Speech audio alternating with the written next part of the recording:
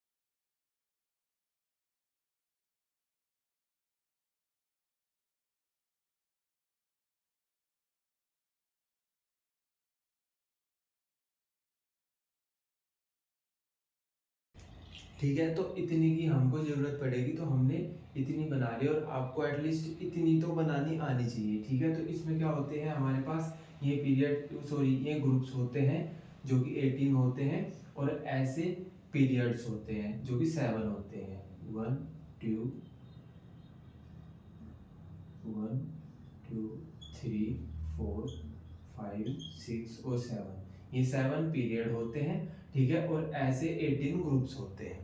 ठीक है, तो हम पढ़ना क्या था हमको, हम पढ़ेंगे हमारा जो थर्ड वाला ट्रेंड था, आयोनाइजेशन एंथैल्पी।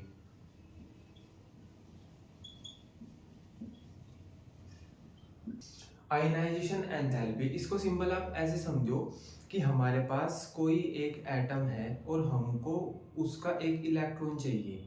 बेसिकली हमको उससे उसका एक इलेक्ट्रॉन लेना है, और वो इलेक्ट्रॉन लेने के लिए हमको जितनी एनर्जी खर्च करनी पड़ेगी, जितनी एनर्जी हमारी यूज होगी, उसको हम आयनाइजेशन एंथैल्पी बोलते हैं। ठीक है, तो किसी एटम से उसका एक इलेक्ट्रॉन रिमूव कराने के लिए जितनी एनर्जी हमारी लगती है उसको हम बोलते हैं आयनाइजेशन एंथैल्पी। ठीक है, अब आयनाइजेशन एंथैल्पी आपको समझ आ गया कि सिंपल हमारे पास जो आयनाइजेशन एंथैल्पी होती है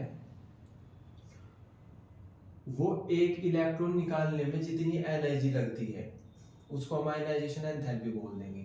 लेकिन अगर मैं ये बोल दूं कि एक एटम से मैंने एक इलेक्ट्रॉन निकाला और जितनी एनर्जी लगी उसको हमने बोल दिया आयनाइजेशन एंथैल्पी 1, एक इलेक्ट्रॉन निकाला। फिर मैंने बोला कि यार मेरे को इससे ही एक इलेक्ट्रॉन और चाहिए, तो जब मैं सेकंड इलेक्ट्रॉन निकलवाऊंगा उससे, उसमें मेरी जितनी एनर्जी लगेगी उसको बोल दूंगा मैं आयनाइजेशन एंथैल्पी 2, मतलब सेकंड आयनाइजेशन एंथैल्पी। ठीक है, और ये जो सेकंड वाली होती है ये पहले वाले से ज्यादा होती है। ठीक है, ये ज्यादा होती है क्यों यार, बेसिक सी चीज है। अगर मैं एक एटम से एक इलेक्ट्रॉन मांगूंगा, वो मेरे को दे देगा और मेरे से कुछ एनर्जी ले लेगा वो। ठीक है, अब मैं दोबारा फिर वही चीज मांग रहा हूँ उससे कि एक इलेक्ट्रॉन मेरे को और दे दो, तो इस बार वो पहले वाली एनर्जी पे थोड़े ही ना देगा, वो उससे ज्यादा एनर्जी लेगा हमारे से। ठीक है, तो मैंने बोल दिया कि जो ionization enthalpy first ionization enthalpy है उससे ज्यादा होगी सेकंड आयनाइजेशन एंथैल्पी। मींस कि अगर मैं एक इलेक्ट्रॉन निकाल रहा हूं और जितनी मेरी एनर्जी खर्च हुई है वो एनर्जी उस एनर्जी से कम होगी जो सेकंड इलेक्ट्रॉन निकालूंगा मैं तब लगेगी। ठीक, तो आपको सिंपल ये समझना है कि अगर हम फर्स्ट इलेक्ट्रॉन निकाल रहे हैं तो उसको बोल देंगे हम फर्स्ट आयनाइजेशन एंथैल्पी। अगर हम सेकंड इलेक्ट्रॉन निकाल रहे हैं उसी एटम से तो मैं बोल दूंगा सेकंड आयनाइजेशन एंथैल्पी। अगर हम थर्ड इलेक्ट्रॉन निकाल रहे हैं तो हम सिंपल बोल देंगे थर्ड आयनाइजेशन एंथैल्पी। ठीक है, और जैसे जैसे इलेक्ट्रॉन का नंबर बढ़ता जा रहा है वैसे वैसे ये एनर्जी इंक्रीज होती जा रही है। ठीक है, अगर ये पहला इलेक्ट्रॉन मान के चलो इसने पहला इलेक्ट्रॉन दे दिया हमको 500 रुपए में, एक ऐसे ही एग्जांपल ले लो, तो ये सेकंड इलेक्ट्रॉन देगा हमको 1000 में, फिर थर्ड इलेक्ट्रॉन देगा 1500 में। ठीक है, तो ये एनर्जी इंक्रीज होती चली जाएगी। ठीक है, आई क्या ये वाली चीज समझ? तो हमने सिंपल समझ लिया कि आयनाइजेशन एंथैल्पी क्या होती है। अब इसके बाद हम देखते हैं कि इसका जो ऑर्डर होता है पीरियोडिक टेबल में वो क्या रहेगा। मतलब जो हमारे पास एलिमेंट्स हैं पीरियोडिक टेबल में, किसकी आयनाइजेशन एंथैल्पी कम होती है, किसकी आयनाइजेशन एंथैल्पी ज्यादा होती है, वो डिस्कस करेंगे हम। ठीक है, तो पहले हम देखते हैं पीरियड्स में। पीरियड्स में जब हम लेफ्ट टू राइट जाते हैं, हम लेफ्ट टू राइट जा रहे हैं तो होगा क्या हमारे पास ionization enthalpy, ionization enthalpy increase करेगी, आयनाइजेशन एंथैल्पी इंक्रीज करेगी अगर हम लेफ्ट से राइट की तरफ जाएं पीरियड्स में। ठीक है, क्यों इंक्रीज करेगी वो मैं अभी आपको समझाऊंगा कि क्यों इंक्रीज करेगी। ठीक है, अभी आप सिंपल ये याद रखो कि अगर हम लेफ्ट से राइट की तरफ जा रहे हैं तो आयनाइजेशन एंथैल्पी इंक्रीज करेगी। मतलब जितनी आयनाइजेशन एंथैल्पी लिथियम की है ना उससे ज्यादा बेरिलियम की होगी। ठीक है, जितनी हमारे पास कार्बन की है ना आयनाइजेशन एंथैल्पी उससे ज्यादा नाइट्रोजन की होगी। ठीक है, तो अभी सिंपल ये देखो कि अगर हम लेफ्ट से राइट की तरफ जा रहे हैं तो आयनाइजेशन एंथैल्पी इंक्रीज करेगी। ठीक है, अब अगर हम बात करें ग्रुप्स की, अगर हम बात करें ग्रुप्स की तो ग्रुप्स में अगर हम टॉप टू बॉटम जा रहे हैं, टॉप टू बॉटम जा रहे हैं अगर हम, तो क्या होगा आयनाइजेशन एंथैल्पी है जो वो डिक्रीज करेगी, आयनाइजेशन एंथैल्पी है जो वो करेगी डिक्रीज अगर हम टॉप टू बॉटम जाएंगे। मतलब जितनी आयनाइजेशन एंथैल्पी लिथियम की है ना सोडियम की उससे कम है, जितनी सोडियम की है उससे कम पोटेशियम की है, उससे कम रुबिडियम की है। ठीक है, तो ये समझ आया क्या? ठीक है, अब इसके पीछे का रीजन क्या है एक बार वो समझ लो। ठीक है, मैंने आपको लास्ट लेक्चर में भी बताया था कि जब हम पीरियड्स में जाते हैं तो पीरियड्स में जो एलिमेंट्स होते हैं उनका सेल नंबर सेम होता है। कैसे? जैसे हमारे पास लिथियम है, लिथियम है इसका एटॉमिक नंबर 3 है और बेरिलियम का एटॉमिक नंबर 4 है और बोरोन का एटॉमिक नंबर है 5। ठीक है, ऐसे ही कार्बन का एटॉमिक नंबर है 6। तो जब हम पीरियड्स में जाएंगे तो इनके एटॉमिक नंबर इंक्रीज होंगे, एटॉमिक नंबर इंक्रीज होंगे ना, तो इनका एक बार इलेक्ट्रॉनिक कॉन्फ़िगरेशन देखो। लिथियम का होगा 1s2 2s1। ठीक है, बेरिलियम का होगा 1s2 2s2, बोरोन का होगा 1s2 2s2 2p1। ठीक है, और जो कार्बन है हमारे पास, कार्बन का क्या होगा 1s2 2s2 2p2। ये होगा हमारे पास कार्बन का। हमने तीनों का हमने 4 के 4 एलिमेंट का इलेक्ट्रॉनिक कॉन्फ़िगरेशन लिख लिया। सॉरी, अगर मैं अब आपसे ये पूछूं कि आप इसमें मेरे को शेल बता दो कितनी है, तो आप बोलोगे कि इसमें 2 शेल हैं, तो बना लेते हैं 1 2। क्यों? क्योंकि यहाँ पे मैक्सिमम जो हमारे पास n की वैल्यू है वो 2 है। ठीक है, अब मैं यहाँ पे देखूं कि बेरिलियम के पास कितनी सेल है, यहाँ पे भी 2 ही है। क्यों? क्योंकि यहाँ पे मैक्सिमम नंबर 2 ही है, तो मैंने यहाँ पे भी 2 बना लिया। यहाँ पे भी 2 ही है तो यहाँ पे भी 2 ही सेल है, यहाँ पे भी 2 ही है तो यहाँ पे भी 2 ही सेल है। तो मैं आपको ये बोलना चाह रहा हूँ कि जितने भी एलिमेंट्स पीरियड्स में हैं उनमें सेम नंबर ऑफ सेल्स है, सेम नंबर है शेल की। लेकिन अगर मैं बात करूं हमारे पास ग्रुप्स की बात करूं तो हमारे पास जो लिथियम है, हमारे पास जो भाई हमारे पास लिथियम है, तो लिथियम में हमारे पास 2 सेल है, तो 2 सेल ड्रॉ कर लूं। हमने लिथियम का इलेक्ट्रॉनिक कॉन्फ़िगरेशन करा था, 2 सेल है, तो हमने 2 सेल ड्रॉ करे। ठीक है। अगर मैं बात करूं सोडियम की, तो सोडियम का जो इलेक्ट्रॉनिक कॉन्फ़िगरेशन क्या होता है, इसका एटॉमिक नंबर होता है 11, तो इसका इलेक्ट्रॉनिक कॉन्फ़िगरेशन होगा 1s2 2s2 2p6 और 3s1। तो इसमें कितनी सेल है, इसमें 3 सेल है, 3 है ना, 3 है, क्योंकि मैक्सिमम नंबर इसका यहाँ पे n की वैल्यू 3 है। ठीक है, तो यहाँ पे 3 सेल है, तो मेरे को 3 सेल ड्रॉ करनी पड़ेगी, 1 2 और 3 सोडियम में। अगर फिर मैं पोटेशियम की बात करूंगा तो इसके पास 4 सेल होंगी, तो यहाँ पे मेरे को 4 सेल ड्रॉ करनी पड़ेगी। अगर मैं हाइड्रोजन की देखूं तो इसका इलेक्ट्रॉनिक कॉन्फ़िगरेशन क्या होता है हाइड्रोजन का, 1s1, तो इसके पास तो 1 ही सेल है, तो मैंने एक सेल ड्रॉ कर दी। तो आप सिंपल ये समझो कि अगर हम पीरियड्स में जाएंगे तो हमारे पास जो सेल का नंबर है वो उतना ही रहेगा सारे एलिमेंट्स का। अगर एक एलिमेंट की सेल 2 है तो सारे पूरे पीरियड में 2 ही सेल होंगी, लेकिन अगर हम ग्रुप्स में जाएंगे तो सेल का नंबर इंक्रीज करता चला जाएगा। ठीक है, ये चीज समझ आ गई ना। ठीक है, अब मैं ये बोल रहा हूँ कि अगर हम बात करें पीरियड, भाई ये चीज तो समझ आ गई आपको। अब मैं ये बोल रहा हूँ कि अगर हम बात करें पीरियड्स की, तो पीरियड्स में ना एटॉमिक नंबर इंक्रीज होता हुआ जा रहा है, 3 थी, फिर 4 5 6, तो होगा क्या कि इसका जो न्यूक्लियस होगा वो +3 होगा। ठीक है, और जो इसका होगा वो होगा +4, इसके न्यूक्लियस पे चार्ज।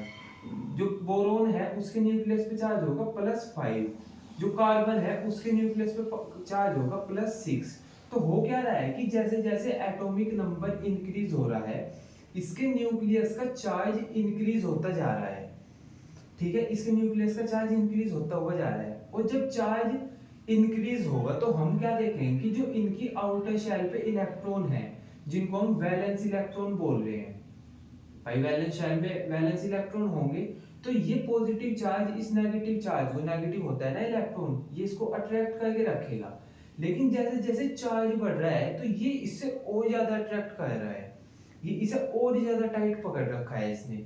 ठीक है भाई, जितना टाइट इसने 3 पॉजिटिव वाले ने पकड़ रखा था, 4 वाले ने उससे ज्यादा टाइट पकड़ा हुआ है इलेक्ट्रॉन को, 5th वाले ने उससे भी ज्यादा टाइट पकड़ा हुआ है, 6 वाले ने उससे भी ज्यादा टाइट पकड़ा हुआ है। तो जैसे जैसे एटॉमिक नंबर इंक्रीज होगा तो न्यूक्लियस का चार्ज इंक्रीज होगा, और वो वैसे वैसे न्यूक्लियस की पावर बढ़ेगी। भाई पावर बढ़ रही है ना, चार्ज इंक्रीज हो रहा है, तो वो इलेक्ट्रॉन को और टाइट पकड़ के रखेगा। ठीक है, उससे होगा क्या कि जब हमको इस इलेक्ट्रॉन को निकालना होगा तो हमको एनर्जी खर्च करनी पड़ेगी। भाई हमने कहा हमको ना इस इलेक्ट्रॉन को निकालना है, तो हमने इसको निकाला और कुछ एनर्जी लगी, भाई कुछ एनर्जी खर्च होगी हमारी। ठीक है, फिर मैं इस वाले के पास आया, इस वाले का न्यूक्लियस इस वाले से ज्यादा पावरफुल है, क्योंकि ये +3 है, ये +4 है। तो जब मैं इस वाले को इलेक्ट्रॉन को निकालूंगा तो मेरे को और एनर्जी खर्च करनी पड़ेगी। फिर मैं नेक्स्ट वाले के पास गया, इसका न्यूक्लियस और पावरफुल है, तो मैं इस वाले इलेक्ट्रॉन को निकालूंगा तो और ज्यादा एनर्जी मेरे को खर्च करनी पड़ेगी। तो जैसे जैसे मैं लेफ्ट टू राइट जा रहा हूं, तो मेरे को इलेक्ट्रॉन निकालने में जो एनर्जी खर्च करनी पड़ रही है ना, वो ज्यादा खर्च करनी पड़ रही है। तो मैं ऐसे बोल सकता हूँ क्या कि इनकी आयनाइजेशन, भाई जो इलेक्ट्रॉन निकालने में जो एनर्जी लगती है उसको मैं आयनाइजेशन एंथैल्पी बोल दूंगा। तो मैं ये बोल रहा हूँ कि इसकी आयनाइजेशन एंथैल्पी जितनी है इस वाले की इससे ज्यादा है, इस वाले की इससे भी ज्यादा है, इस वाले की इससे भी ज्यादा है। ठीक है, तो मैं ऐसे ही, तो ये वाली चीज मैंने यहाँ पे लिखी थी ना कि अगर हम लेफ्ट टू राइट जाएंगे तो आयनाइजेशन एंथैल्पी इंक्रीज होएगी। वही मैंने यहाँ पे आपको बता दिया कि क्यों इंक्रीज होती है वो, क्योंकि जैसे हम लेफ्ट टू राइट जाएंगे तो हमारे पास जो एटॉमिक नंबर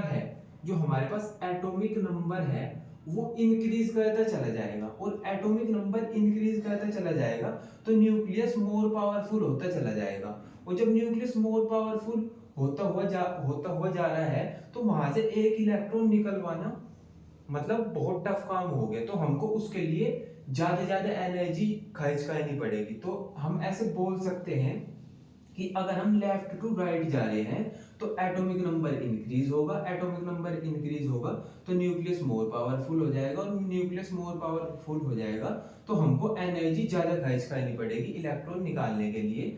इसीलिए जब हम लेफ्ट टू राइट जाते हैं तो आयनाइजेशन एंथैल्पी इंक्रीज होती चली जाती है।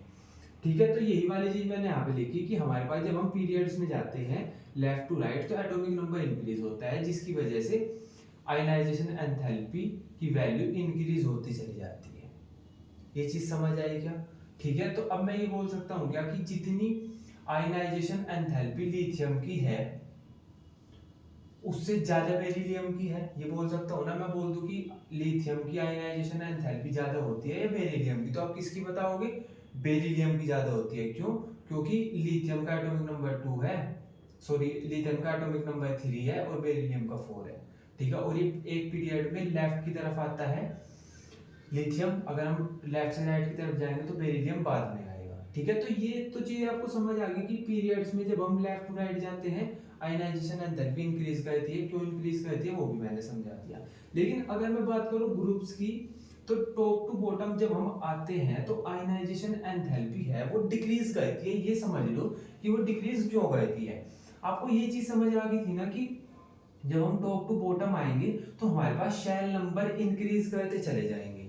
ठीक है, अब न्यूक्लियस तो इनके पास भी है, भाई इनका न्यूक्लियस है और वैलेंस इलेक्ट्रॉन इनके पास भी है। तो मैं ये बोल रहा हूं कि जितना वैलेंस इलेक्ट्रॉन को इस पॉजिटिव ने अट्रैक्ट कर रखा है, जितना टाइटली इस न्यूक्लियस ने इस इलेक्ट्रॉन को पकड़ रखा है, उतना टाइटली इस न्यूक्लियस ने इस इलेक्ट्रॉन को नहीं पकड़ रखा। क्यों? क्योंकि इसके बीच की जो डिस्टेंस है वो कम है और इसके बीच की डिस्टेंस बढ़ गई, तो अब ये इतना टाइट तो नहीं पकड़ सकते इस इलेक्ट्रॉन को। फिर मैं नेक्स्ट वाले एटम पे आया, अब इसके बीच की डिस्टेंस थी वो और ज्यादा बढ़ गई, अब ये और ज्यादा दूर हो गया, तो अब और इसकी पकड़ कमजोर हो जाएगी। तो मैं ये बोल रहा हूँ कि जब हम ग्रुप्स में टॉप टू बॉटम आते हैं तो हमारे पास शेल नंबर इंक्रीज होता है, जिससे जो इनके बीच में अट्रैक्शन होता है न्यूक्लियस और इलेक्ट्रॉन के बीच में, वो अट्रैक्शन कम होता जाता है। क्यों? क्योंकि डिस्टेंस बढ़ गई अब न्यूक्लियस और इलेक्ट्रॉन की, जिसकी वजह से हम इस इलेक्ट्रॉन को इजीली निकाल सकते हैं। हम थोड़ी सी एनर्जी लगी, हमने सबसे पहले ये वाला इलेक्ट्रॉन निकालना है, हमने इसको एनर्जी दी क्योंकि ये पास था, तो समझ लो कि हमको 500 रुपए लगे इस इलेक्ट्रॉन को निकलवाने के लिए। क्यों? क्योंकि ये इलेक्ट्रॉन इस न्यूक्लियस के बहुत पास है। फिर हम नेक्स्ट वाले एटम पे आए, अब ये थोड़ा सा दूर चला गया इलेक्ट्रॉन, तो पता चला कि यहाँ पे तो हमको ना 300 ही रुपए खर्च करने पड़े इस इलेक्ट्रॉन को निकलाने के लिए।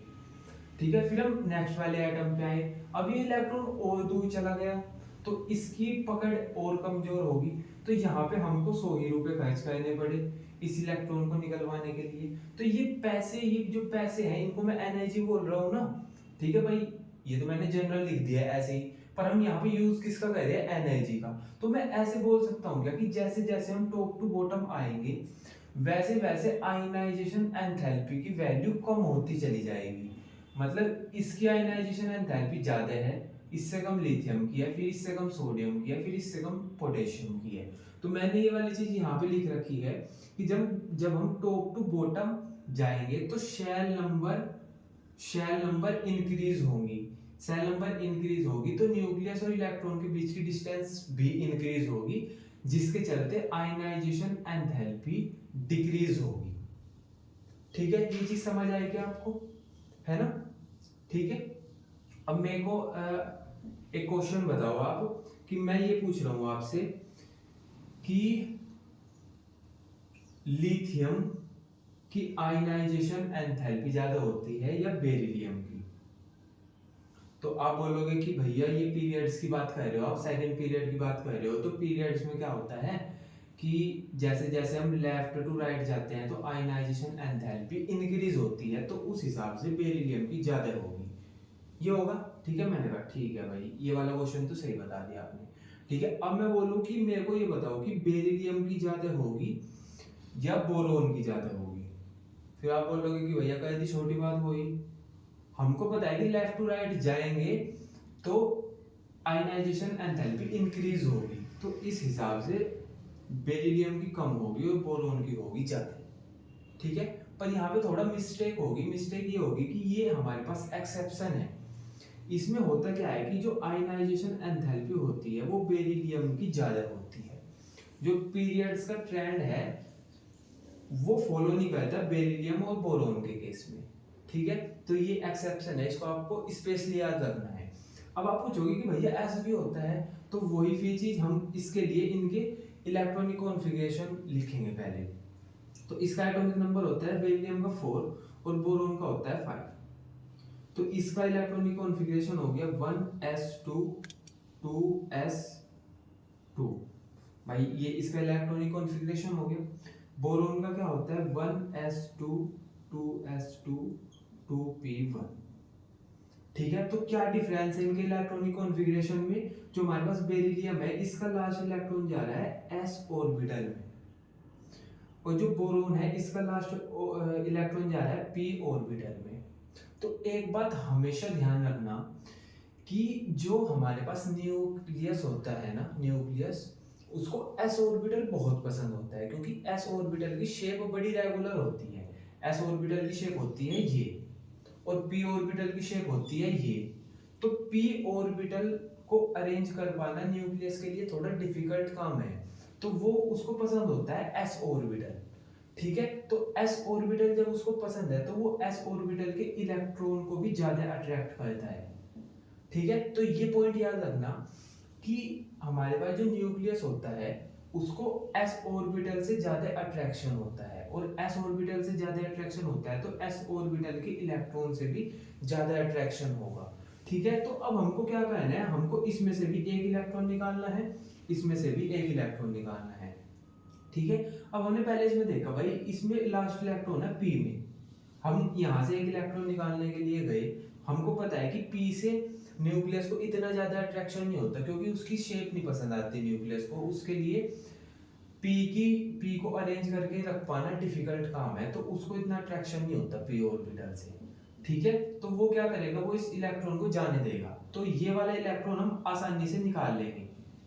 ठीक है, इसमें हमें एनर्जी उतनी खर्च नहीं करनी पड़ेगी, क्यों, क्योंकि यार वो फेवरेट थोड़ा ही ना है p ऑर्बिटल न्यूक्लियस का। लेकिन अगर हम बात करें बेरिलियम की, तो यहाँ पे क्या है, लास्ट इलेक्ट्रॉन है s ऑर्बिटल पे, और s ऑर्बिटल है फेवरेट न्यूक्लियस का, तो इसमें से एक इलेक्ट्रॉन निकालना बहुत टफ काम हो जाएगा। तो इस एक इलेक्ट्रॉन को निकालने के लिए हमको बहुत सारी एनर्जी यूज करनी पड़ेगी। ठीक है, क्योंकि s ऑर्बिटल न्यूक्लियस का फेवरेट है, अब फेवरेट कोई ऐसे थोड़े ना जाने देगा। ठीक है, तो इसके लिए हमको बहुत एनर्जी यूज करनी पड़ती है। ठीक है, तो इसलिए मैं बोल दूंगा कि जो हमारे पास बेरिलियम होता है उसकी आयनाइजेशन एंथैल्पी ज्यादा होती है बोरोन से।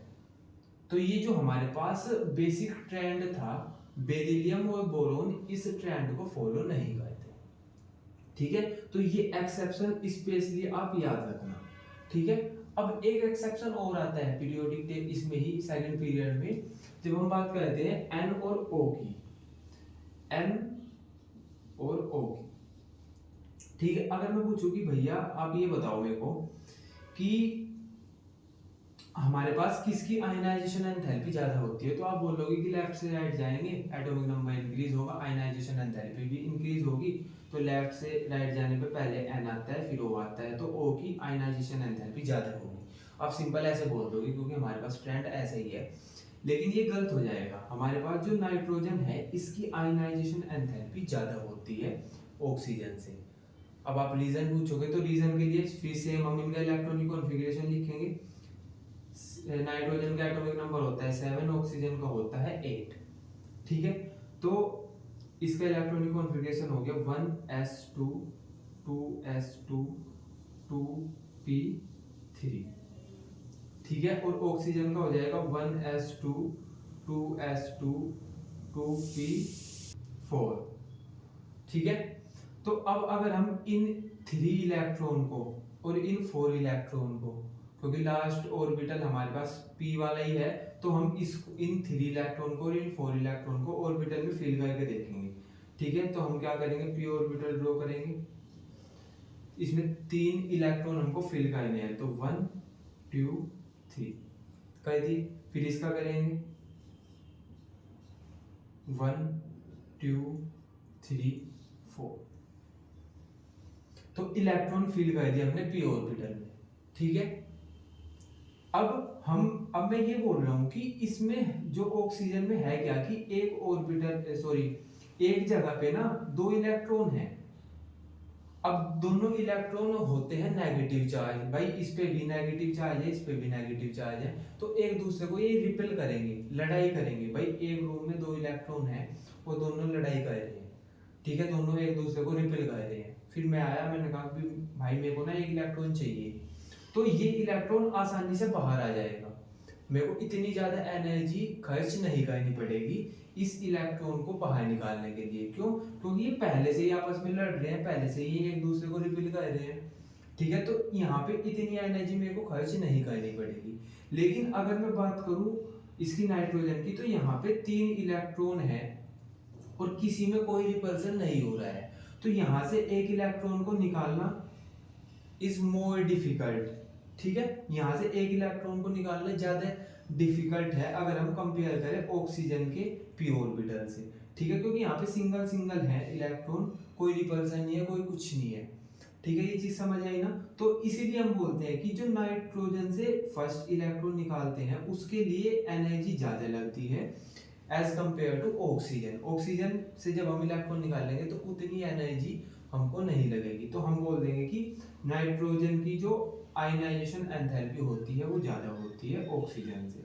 ठीक है, तो ये हमारे पास आयनाइजेशन एंथैल्पी का ऑर्डर हो गया। ठीक है, और ये हो गया हमारे पास इसका रीजन कि ऐसा होता क्यों है। ठीक है, तो बेसिक से आपको बस ये 2 एक्सेप्शन याद रखने थे। ठीक है, तो हमने आयनाइजेशन एंथैल्पी कर लिया कंप्लीट। अब हम पढ़ेंगे कि इलेक्ट्रॉन गेन एंथैल्पी क्या होता है। ठीक है,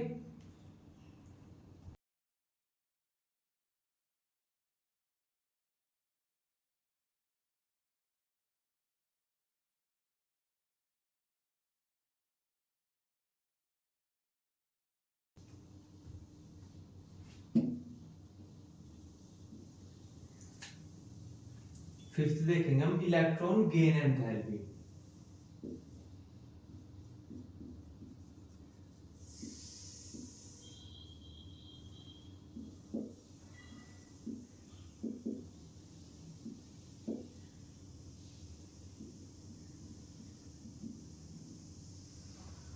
ठीक है, तो इलेक्ट्रॉन गेन एंथैल्पी समझो होता क्या है।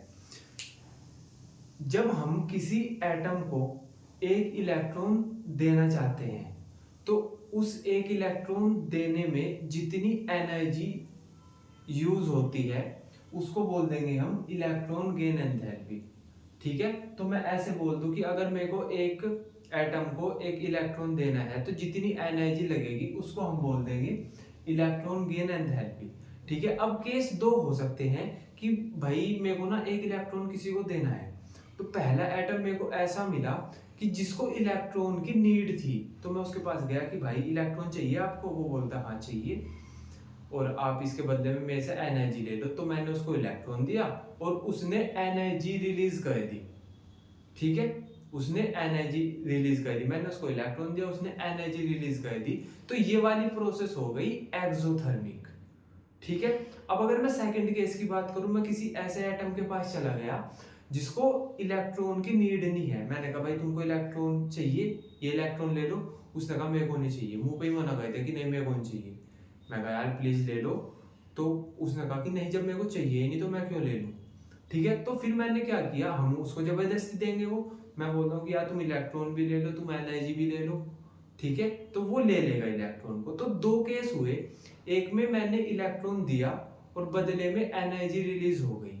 ठीक है, इस प्रोसेस को बोल रहा हूं मैं एक्सोथर्मिक प्रोसेस, जब मैंने इलेक्ट्रॉन दिया और एनर्जी रिलीज हो गई, एक्सोथर्मिक प्रोसेस। सेकंड केस क्या है, मैंने इलेक्ट्रॉन भी दिया, मैंने एनर्जी भी दी। ठीक है, तो इस वाली प्रोसेस को बोल दूंगा मैं एंडोथर्मिक। ठीक है। तो जब हम इलेक्ट्रॉन गेन एंथैल्पी की बात करते हैं तो हम दो प्रोसेस की बात करते हैं कि भाई हम जब इलेक्ट्रॉन देते हैं और एनर्जी रिलीज हो रही है तो हम उसको बोल देंगे एक्सोथर्मिक प्रोसेस, एक्सोथर्मिक। ठीक है। और अगर हम इलेक्ट्रॉन भी हम ही दे रहे हैं और एनर्जी भी हम ही दे रहे हैं तो हम उसको बोल देंगे एंडोथर्मिक, एंडोथर्मिक। ठीक है। तो एक्सोथर्मिक मतलब कि एनर्जी रिलीज हो रही है उस प्रोसेस में, हम इलेक्ट्रॉन दे रहे हैं एनर्जी रिलीज हुई, एक्सोथर्मिक। हम इलेक्ट्रॉन दे रहे हैं पर एनर्जी भी हम ही दे रहे हैं, वो होता है एंडोथर्मिक। अब एंडोथर्मिक वाली कंडीशन कहाँ ट्रू होती है पीरियोडिक टेबल में? वो होती है नोबल गैसेस में, जो ग्रुप नंबर 18 होता है उसमें सारी की सारी नोबल गैसेस हैं। इनमें बहुत इलेक्ट्रॉन है, इनको इलेक्ट्रॉन की नीड ही नहीं है। तो जब मैं इनके पास जाऊंगा कि भाई इलेक्ट्रॉन ले लो, ये बोलेंगे कि हमको जरूरत नहीं है, तो हम जबरदस्ती करेंगे, इनके साथ जबरदस्ती करेंगे, तो हम इनको एनर्जी देंगे अपने से ही और तब वो फिर इलेक्ट्रॉन ले लेंगे। ये मतलब हम इलेक्ट्रॉन भी देंगे इनको, हम एनर्जी भी देंगे। तो ये वाली प्रोसेस हो गई एंडोथर्मिक। ठीक है, एंडोथर्मिक प्रोसेस। ठीक है। तो ये सब एंडोथर्मिक होते हैं, एंडोथर्मिक होते हैं। बाकी सब जो हमारे पास और इतने एलिमेंट्स हैं वो एक्सोथर्मिक प्रोसेस करते हैं, मतलब अगर हम उनको इलेक्ट्रॉन देंगे तो वो एनर्जी रिलीज करेंगे। ठीक है। तो हमने ये बोल दिया था कि हमारे पास दो प्रोसेस हो सकती है, एक्सोथर्मिक, एंडोथर्मिक। ठीक है। अब एक्सोथर्मिक क्या होता है कि हम इसको नेगेटिव से दिखाते हैं और एंडोथर्मिक को हम दिखाते हैं पॉजिटिव से। ठीक है, ये चीज समझ आई। ठीक है। अब हमको ये तो समझ आ गया कि इलेक्ट्रॉन गेन एंथैल्पी क्या होता है। भाई हमको किसी को एक इलेक्ट्रॉन देना है और उस इलेक्ट्रॉन देने के लिए जितनी एनर्जी लगेगी उसको हम इलेक्ट्रॉन गेन एंथैल्पी बोल देंगे। ठीक है। अब हम इनका ऑर्डर देखेंगे कि ग्रुप्स में इनका ऑर्डर क्या होता है और पीरियड्स में इनका ऑर्डर क्या होता है। ठीक है। तो पहले बात करते हैं हम भाई पीरियड्स की बात करेंगे हम। ठीक है। तो मैं आपको सिंपल सी चीज ये बोल रहा हूं कि मैं लिथियम के पास गया और मैंने बोला कि भाई इलेक्ट्रॉन ले लो, उसने कहा कि हाँ मेरे को चाहिए, दे दो, और उसने एनर्जी रिलीज कर दी। ठीक है। मैंने कहा कि जो इसने एनर्जी रिलीज करी ना वो मान लो -5 है। माइनस का मतलब कि ये एनर्जी रिलीज हुई है, मैंने बोला ना। माइनस का मतलब कि एक्सोथर्मिक, एक्सोथर्मिक मींस कि एनर्जी रिलीज हुई है। ठीक है। तो मैं इसके पास गया, मैंने इसको इलेक्ट्रॉन दिया, इसने बदले में एनर्जी रिलीज कर दी, -5 दिखा दिया मैंने उसको। ठीक है। फिर मैं गया बेरिलियम के पास, मैंने कहा भाई इलेक्ट्रॉन चाहिए तुमको, ये बोलता है, मैंने कहा इलेक्ट्रॉन ले लो भाई, तो ये बोलता कि हाँ दे दो, और इसने इलेक्ट्रॉन लिया और इसने इस बार वापस में एनर्जी इससे भी ज्यादा दी, इससे ज्यादा, इसने -10 दे दी। माइनस का मतलब इसने रिलीज करी, एक्सोथर्मिक प्रोसेस है, और 5 से 10 हो गई। तो मैं ये बोल दूंगा क्या कि जितनी एनर्जी लिथियम ने रिलीज करी थी इलेक्ट्रॉन लेने पे, उससे ज्यादा बेरिलियम ने करी है। बोल दूंगा क्या ये वाली चीज में, है ना।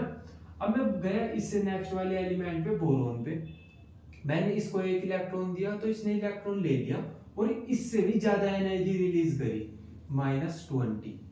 माइनस क्यों? माइनस से हमको पता लगेगा कि एक्सोथर्मिक है ये।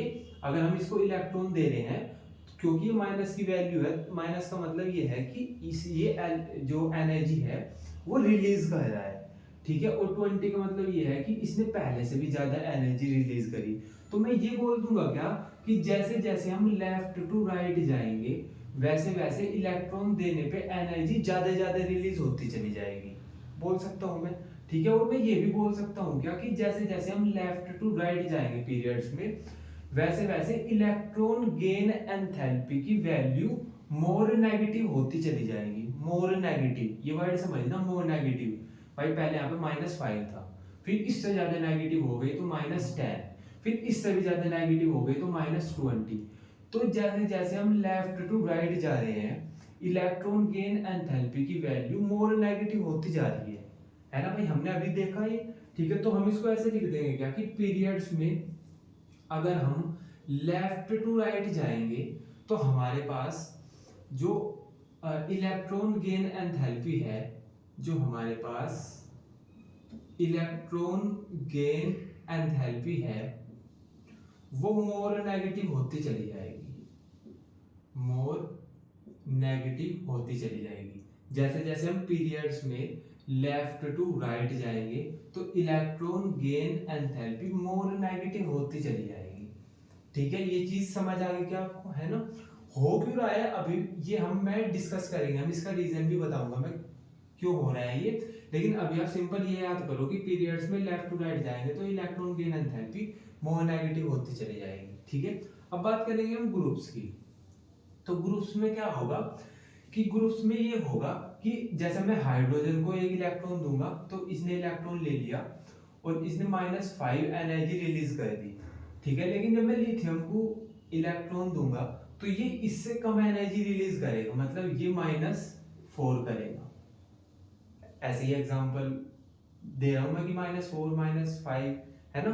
ठीक है, तो जब मैं इसको इलेक्ट्रॉन दूंगा तो एनर्जी तो ये भी रिलीज करेगा लेकिन पहले वाले से कम करेगा। फिर जब मैं इससे नीचे आऊंगा तो ये भी रिलीज करेगा -3 -2। तो मैं ऐसे बोल दूंगा क्या कि जैसे जैसे हम टॉप टू बॉटम आ रहे हैं वैसे वैसे जो इलेक्ट्रॉन गेन एंथैल्पी है उसकी वैल्यू लेस नेगेटिव होती जा रही है। यहाँ पे क्या होगा था, मोर नेगेटिव होती जाएगी, -5 से -10 मोर नेगेटिव। यहाँ पे क्या हो रहा है, -5 से -4 लेस नेगेटिव। तो मैं ऐसे लिख सकता हूँ क्या कि अगर हम ग्रुप्स में टॉप टू बॉटम जाएंगे तो जो इलेक्ट्रॉन गेन एंथैल्पी है वो लेस नेगेटिव होती चली जाएगी। ये चीज समझ आएगी आपको।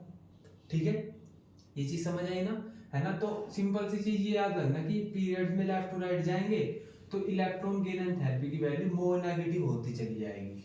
अगर हम टॉप टू बॉटम आएंगे तो इलेक्ट्रॉन गेन एंथैल्पी की वैल्यू लेस नेगेटिव होती चली जाएगी। ठीक है, अब बात आते हैं इसके रीजन पे कि ऐसा हुआ क्यों। देखो हुआ क्या है कि हमारे पास जो पीरियड्स होते हैं, पीरियड्स में सबकी सेल इक्वल होती है, मतलब सेल के जो नंबर होते हैं सारे एलिमेंट्स के सेल के नंबर इक्वल होते हैं। और जब हम पीरियड्स में लेफ्ट टू राइट जाते हैं, लेफ्ट से राइट जाएंगे, ठीक है, तो एटॉमिक नंबर इंक्रीज होगा। लिथियम का 3 है, बेरिलियम का 4 है, बोरोन का 5 है, कार्बन का 6 है, नाइट्रोजन का 7 है। तो वो मैंने यहाँ पे दिखा रखा है कि लिथियम का 3 है, 4 है, 5 है, 6 है।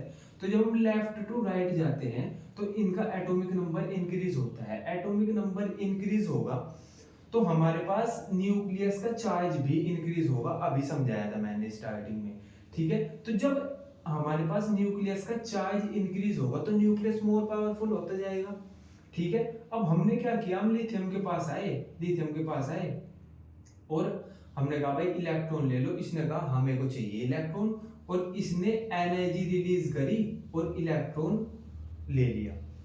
फिर मैं नेक्स्ट वाले एटम के पास गए कि भाई इलेक्ट्रॉन ले लो। इसने क्या किया, इसने पहले वाले से भी ज्यादा एनर्जी रिलीज करी और इलेक्ट्रॉन ले लिया। क्यों ज्यादा एनर्जी क्यों रिलीज करी, क्योंकि इसका जो हमारे पास न्यूक्लियस है ये मोर पावरफुल है इस वाले से। भाई इस पे +3 चार्ज है, इस पे +4 चार्ज है। ठीक है, तो इसने इस वाले से ज्यादा एनर्जी रिलीज करी। ठीक है, तो और इलेक्ट्रॉन ले लिया। फिर हम नेक्स्ट वाले के पास गए, हमने कहा इलेक्ट्रॉन ले लो, तो ये बोल देगा ये हमको उससे भी ज्यादा एनर्जी रिलीज करके करेगा और इलेक्ट्रॉन ले लेगा। फिर हम नेक्स्ट वाले के पास गए, इसका जो हमारे पास न्यूक्लियस का चार्ज है वो इससे भी ज्यादा है, तो ये क्या करेगा, ये और ज्यादा एनर्जी रिलीज करेगा और इलेक्ट्रॉन ले लेगा। तो जैसे जैसे हम लेफ्ट टू राइट जा रहे हैं वैसे वैसे एटॉमिक नंबर इंक्रीज करते जा रहा है। एटॉमिक नंबर इंक्रीज करते जा रहा है तो हमारे पास इनका जो न्यूक्लियस है वो मोर पावरफुल होता जा रहा है। अब मोर पावरफुल होता जाएगा तो वो उसकी पावर भाई मोर पावरफुल होता जा रहा है तो वो इलेक्ट्रॉन को और ज्यादा अट्रैक्ट करेगा। तो वैसे वैसे हम इसके पास इलेक्ट्रॉन लेके आएंगे, ये वैसे वैसे मोर एनर्जी रिलीज करेगा और इलेक्ट्रॉन को अपनी ओर अट्रैक्ट कर लेगा। ठीक है, तो यही चीज हमने यहाँ पे बोल लिया कि इसने -5 एनर्जी रिलीज करी, इसने -10 करी, फिर इसने -20 करी। ठीक है, तो अब आपको इस चीज का रीजन समझ आ गया क्या कि जैसे जैसे हम लेफ्ट टू राइट जाते हैं वैसे वैसे मोर नेगेटिव वैल्यू क्यों होती है, क्यों, क्योंकि हमारे पास वैसे वैसे जो न्यूक्लियस है इसका चार्ज इंक्रीज होता जा रहा है, ये ज्यादा पावरफुल होता जा रहा है। अब ज्यादा पावरफुल न्यूक्लियस है तो ये इलेक्ट्रॉन को अट्रैक्ट करेगा ही। ठीक है, तो वैसे वैसे एनर्जी ज्यादा ज्यादा रिलीज होती जाएगी। लेकिन अगर हम बात करें ग्रुप्स की, जब हम टॉप टू बॉटम आते हैं तो शेल नंबर इंक्रीज हो रहे हैं भाई। पहले एक शेल थी, फिर 2 होगी, फिर 3 होगी। यहाँ पे क्या था, शेल नंबर तो सेम थी, लेकिन यहाँ पे इंक्रीज होती जा रही है। और इंक्रीज होती जा रही है तो इनके जो ये न्यूक्लियस है और इलेक्ट्रॉन है, इनके बीच का जो अट्रैक्शन है वो कम होता जा रहा है। ठीक है, इनके बीच का जो अट्रैक्शन है वो कम होता जा रहा है। क्यों? क्योंकि ये डिस्टेंस बढ़ती जा रही है। तो यहाँ पे जो हमारे पास एटम है वो उतनी एनर्जी रिलीज नहीं करेगा इलेक्ट्रॉन लेने के लिए, क्योंकि जो हमारे पास न्यूक्लियस है वो अब इतना पावरफुल नहीं है। न्यूक्लियस और इलेक्ट्रॉन के बीच में डिस्टेंस आ गई, इसलिए वो उतना ज्यादा उसको अट्रैक्ट, उतना ज्यादा उसको टाइटली नहीं पकड़ सकता। तो जैसे जैसे हम टॉप टू बॉटम आएंगे वैसे वैसे एनर्जी रिलीज कम होगी अगर हम इलेक्ट्रॉन इनको देंगे। ठीक है, तो ये वाली बात मैंने यहाँ पे लिख रखी है कि अगर हम टॉप टू बॉटम आएंगे तो electron gain enthalpy less negative होती चली जाएगी, मतलब एनर्जी कम रिलीज होती जा रही है। ठीक है, ये चीज समझ आएगी आपको? ठीक है, अब इसमें भी एक एक्सेप्शन होता है। एक एक्सेप्शन क्या है इसका,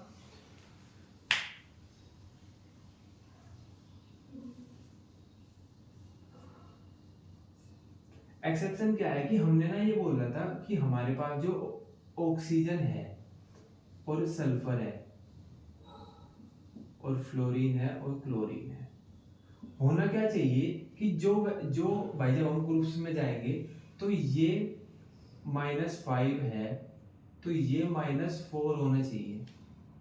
ठीक है, मतलब जितनी एनर्जी ये रिलीज करेगा ना, इसको जितनी एनर्जी ये रिलीज करेगा सल्फर को उससे कम एनर्जी रिलीज करनी है।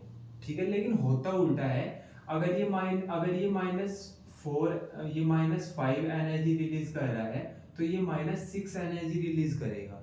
ठीक है, तो ये वाला एक एक्सेप्शन याद रखना कि अगर हमारे पास ऑक्सीजन और सल्फर की बात की जाए, ऑक्सीजन और सल्फर की बात की जाए तो यहाँ पे ऑर्डर रिवर्स हो जाता है। मतलब हम बात कर रहे थे कि टॉप टू बॉटम जाने पे लेस नेगेटिव होगी, टॉप टू बॉटम जाने पे लेस नेगेटिव होगी, लेकिन हो कुछ ऐसा जाता है कि अगर ये -5 है तो ये -6 हो जाएगी। टॉप टू बॉटम जाएंगे हम तो मोर नेगेटिव हो जाएगी। इसके केस में भी, ऑक्सीजन और सल्फर के केस में भी, और F और Cl के केस में भी। ठीक है, बस आपको ये एक एक्सेप्शन याद रखना है। ठीक है, बाकी ठीक है, बाकी तो यही रहेगा कि अगर हम टॉप टू बॉटम जाएंगे तो electron gain enthalpy less negative होती चली जाएगी। ठीक है, तो यहाँ पे हमारे पास इलेक्ट्रॉन गेन एंथैल्पी से रिलेटेड हमारी एनसीईआरटी जितना कुछ बताती है, ठीक है, वो सब हमने कवर कर लिया। ठीक है ना? तो आई होप आपको क्लियर हो गया होगा ये जो हमने अभी ट्रेंड पढ़े हैं। ठीक है, तो अभी हमारे पास एक ट्रेंड बचता है, इलेक्ट्रोनेगेटिविटी। ठीक है, तो वो हम नेक्स्ट लेक्चर में कवर कर देंगे। ठीक है, तब तक के लिए फिर आप इसका रिवीजन करो, है ना? बाय।